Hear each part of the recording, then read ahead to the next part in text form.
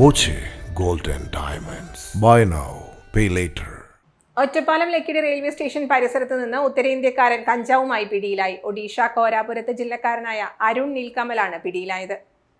പോലീസും ജില്ലാ ലഹരി വിരുദ്ധ സ്ക്വാഡും ചേർന്ന് നടത്തിയ പരിശോധനയിലാണ് യുവാവ് പിടിയിലായത്. ഇയാളിൽ നിന്ന് 5.5 കിലോ കഞ്ചാവ് പിടിച്ചെടുത്തു. കൊച്ചിയിലേക്ക് കടത്തുകയായിരുന്ന കഞ്ചാവാണിതെന്ന് പോലീസ് പറഞ്ഞു. ട്രെയിനിനുള്ളിൽ പോലീസിന്റെ പരിശോധന ഭയന്നാണ് ലക്കിടിയിൽ ഇറങ്ങിയത്. SIM സുനിലിന്റെ നേതൃത്വത്തിലായിരുന്നു പരിശോധന. കഴിഞ്ഞ ദിവസം വെള്ളിയാട്ട് നിന്ന് 20 കിലോ കഞ്ചാവുമായി 3 ഒഡീഷ സ്വദേശികൾ പിടിയിലായിരുന്നു. പോലീസിന്റെ പരിശോധന കണ്ടതോടെ വേഗം കുറഞ്ഞ ട്രെയിനിൽ നിന്ന് ഇറങ്ങിയവരാണ് പിടിയിലായത്.